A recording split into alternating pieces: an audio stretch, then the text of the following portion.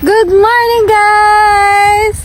So, after natin magpainit, magpaulan sa Mindanao, we are here in Japan! It's winter season here, so sobrang lamig. And this is officially our first day here kasi medyo late na kami dumating kagabi. Woo! Grabe, alam nyo guys, dito sa Japan, pag pumunta ka dito, talagang mararamdaman mo na nasa ibang bansa ka. Ibang-iba siya sa Pilipinas. Ang layo. Kahit hindi winter, kahit summer or autumn, talagang iba yung pakiramdam. Although pag summer dito, medyo humid. So, talagang malagkit. But, yon.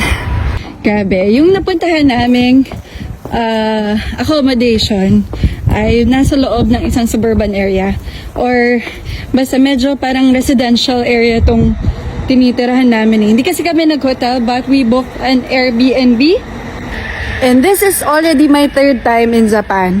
So every time pupunta kami, nag-Airbnb lang talaga kami. Ewan ko, mas madali, mas mura, mas ganon. Kasi pag mga hotel, medyo mas mahal na siya. Or mura nga pero sobrang sikip naman. So ngayon, hahanap muna kami ng breakfast area.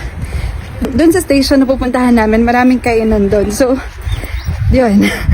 Ang lamig guys. The temperature is right now is 7 degrees Celsius. So tolerable pa. Kaya pa. Good morning! Pansin ko lang guys, dito sa Japan, kapag may construction, laging may ganyan. Merong nagwo-warning. Tapos nakatabi talaga siya. As in may hazard signs.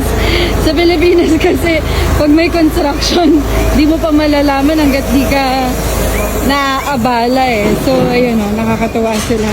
Tapos dito, napansin ko din na yung mga workers nila, kahit matatanda na talagang nagtatrabaho pa rin. Dito kami unang kakain sa Yoshinoya. Ito yung, hindi ko pa alam kung anong pagkain dito. Let's see.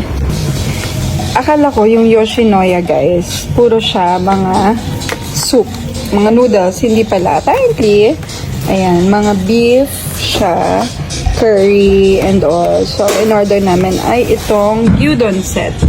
So, meron na yung miso soup and may rice na din and tamago, which is yung egg. So, paubos na.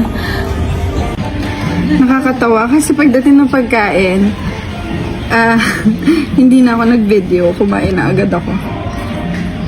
Wala na natira doon sa pagkain. Hindi ko tuloy mapapakita sa inyo kung ano yung pagkain. Mga beef siya. Parang yung mga in-order natin sa Tokyo or yung mga Japanese restaurant na beef and rice. Gyudon. So dito guys, meron silang subway ticket. Parang unlimited pa siya sa Tokyo Subway Rails. So, yun yung mga local stations nila dito and unlimited na siya. So, dito valid for 72 hours. Dito kami ngayon sa Tokyo Station.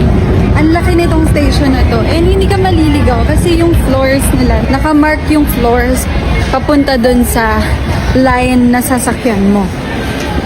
So, ang itinerary talaga namin guys for today ay mag-Tokyo Disneyland. Kaya nandito kami sa train papunta sa Disneyland. Abangan nyo kasi ipapakita ko yung video ng Disneyland namin. So, for now, thank you for watching. Sobrang lamig dito. Galing pa ako Mindanao. And see you on my next video. So guys, meron akong bagong na-discover na game at yun ay ang Philboss. Sobrang dali lang manalo dito. Teka, ipapakita ko sa inyo. Let's go! So, ito lang guys yung lalaruin natin, yung mines, kasi napakadali lang manalo dyan. Ayan. So, taya muna tayo, 100 lang. 100 muna. 1, 2, 3, 4. Kapag okay na, syempre, cash out na natin yan. Bet pa ulit tayo. 100 lang. And cash out na ulit. Isa pa. 2. Minsan masaya talaga tumaya sa may mga patterns eh. Tapos, 200 na natin. 2, 3, 4. Ay! Cash out. Kita nyo 400 na. Balik tayo sa 100. 2, 3. Oh, yung 100 ko naging 248. Cash out na natin yan. So, from 2.5 meron na tayong 3.1. Dagdagan natin. Ang lakas! Isa pa. Isa pa. Ay! Guys, tama na. 3-7 na. So, ganyan lang guys. Natalo, doblehin nyo lang. Tapos balik kayo dun sa original na taya.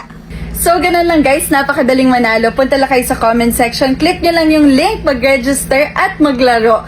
So, sa lahat ng makakapag-register, comment lang kayo ng done at yung GCash number nyo at mamimili tayo ng maswerte mananalo. See you!